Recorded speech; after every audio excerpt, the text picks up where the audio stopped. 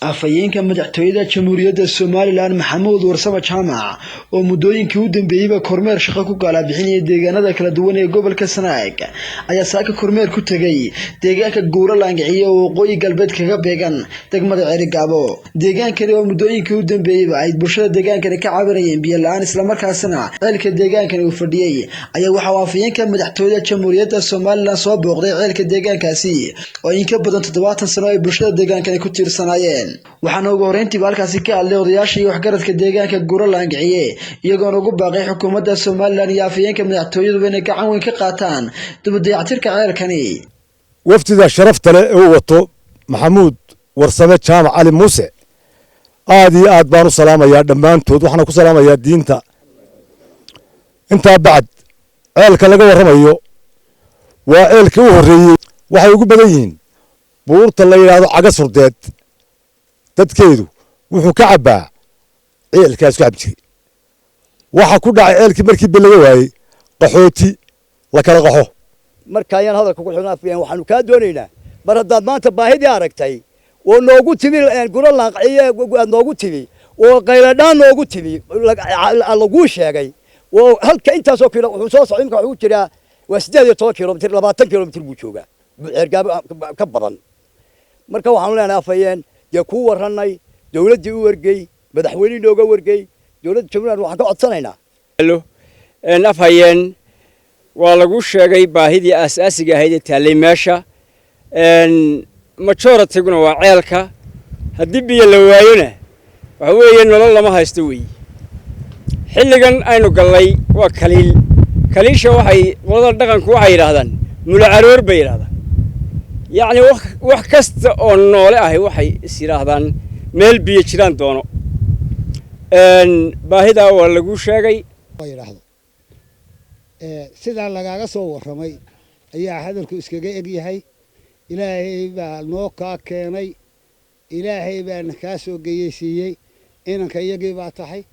baahida aad aragtana maanta cidi kaaga waramayso indhahaaga aad ku aragtay haday baraaga jajabayo tahay hadday ceelal shabay yihiin baahida maanta halka taala waxaan kuugu ducaynaynaa in ilaahay kugu soo xawilo ceelka markii horena odayga aaba ka ahaa shaqaale wuxuu ku dhintay mushaarna wuxuu ku dambeysay dawladdii dhacday sidoo hayeen waa ku dhintay dabadeedna maanta waa naka cimriga ku taagan aad aragto wadayaasha soo dhameeyay afhayeenka waa soo dhaweeynaa waadna mahadsantahay aad baad ugu mahadsantahay maartay booqashada iyo maartay ka soo wararka aad soo gaadhay aad baan kuuga mahadcelinaynaa deegaanku maanta waxa ugu baahida ugu badan ay tahay ceelkii oo naga fadhiya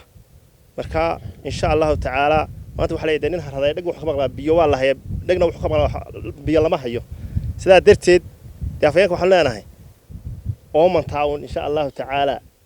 dadka soo cabay Guuralaangiciye waxa maanta nagu soo booqday mudane Maxamuud Warsame Jaamac ahna afhayeenka madaxweynaha jamhuuriyadda Somaliland mudane Muuse Biixi Cabdi sharaf weyn bay noo tahay maadaama maanta nagala soo qayb galay halkan mudane haddaan kaga warbixino deegaankan waa markii ugu horeysay dawladdii hore oo hogaaminayay Axmed Maxamed Maxamuud Siilaanyo ama tan uu imika hogaamiyo Muuse Biixi Cabdi waa mas'uulkii ugu horeeyay ee soo booqday deegaankan baa tahay halkaan aad ku suntan tahay aadka u ballaarana waxa weeyaan maanta waa himiladii iyo guushii waa la gaadhay ceelka maxaan ku dhahaayay muddada intaa leeg dhisnaa 40 sano waa waqti badan waxa weeyaan maanta ee curyaanka ee maxaan ku dhahaayay dadka deegaanka intaa leeg ay ka dhaansan jireen ee xooluhu ka cabi jireen ee maxaan ku dhahaayay buuraha ugu dhaadheer surud maxaan ku dhahaayay xoolo looga soo aroorin jiray maanta ee fadhiyo waayaan daro waxaan leeyahay Maxamuud Koraayiri hadal ma hadin baahi waa la isaga waramay waana kaaga mahadnaqaynaa waxaanu ognahay oo sheegaynaa sare iyo hoos buu sheegaynaa horta mas'uulkii koobaad ee noo timaada tahay dawladaha kulmiye mas'uulkii koobaad ee noo yimaada afhayeen waa ku mahadnaqaynaa adiyo jamhuuriyaddaadaba boqolkiiba boqol baan ku mahadnaqaynaa waana ku soo dhaweynaynaa hadalkayguna wuxuu ku eegay labadii iglaaniyo buu ka yimi egigii makool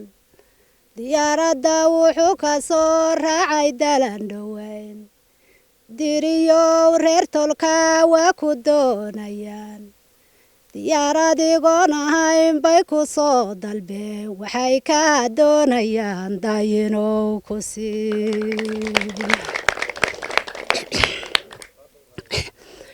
waxay ka doonayaan daayinow ku sii waxay ka doonayaan daayinow ku sii ilku waa naga xumaado adan waxaanu ka doonaynaa inaad banoo dhistaa tolkaaba ku doortayoo daraja kula rabe waxay ka doonayaan daayinow geestiisasna waxaa halkaasi ka hadlay gudoomiye ku-xigeenka wasaaradda waxbarashada ee gobolka Sanaag Ibraahim Ducaale. talabaada waxbarashada horta waxbarashada waxaa ka go'an in la fidiyo in quality loo sameeyo oo la tayeeyo iyo in management iyo maamul fiican intaba loo sameeyo xukuumadda uu garwadeenka ka yahay mudane madaxweyne Muuse Biixi Cabdi waxa ka go'an geed kasta iyo meel kasta oo cidi joogto in la gaarsiiyo waxbarashada laakiin waxa loo baahan yahay inay idinka timaado inay idinku soo gudbisaan maanta alxamdulilaahi rabbil caalamiin ilaahay baa mahad leh inagoo nabad qabno caafimaad qabno inuu maanta isugu nimaadno deegaanka laanqiciye marka koowaad waan idinka mahad celinaynaa martiqaadkii fiinaa noo samayseen laga sheegay laakiinse halkii u dhimatay u gooday waxa weeyaan ceelkan aynu iminka soo aragnay joogno ceelkan uu muddo fadhiyey dadkuna ay baahi badan u qabeen runtiina ceel biyihiisa la bartay oo ceel cusub maanta yimi aan ahayne dee ceel qarni wax ku dhow jiro 70 sano iminka gelaya inuu sanad muddo laga oomanaado uu fadhiyaana runtii arrin aad u wanaagsan ma yahayn waanu ka xunnahay dareenkeedana waanu mid kala mid baanu nahay waanu ka damqanaynaa ceelkan insha allahu tacaala waynu kicin doonaa qalabka ka maqan iyo waxa uu fadhiyana waynu raadin doonaa xukuumadda madaxweyne Muuse Biixi Cabdi waxa ka go'an adeega asaasiga ee arrimaha bulshada ay biyo kow ka yihiin waxbarashadu laba ka tahay caafimaadku saddex ka yahay wadooyinku afar ka yihiin inay xukuumaddu Soomaaliland dadka ku nool lawi cadowla ceel doofaar in la soo wada gaarsiiyo oo cid waliba xaq bay u leedahay ay waxa xaq u lahayd ay hesho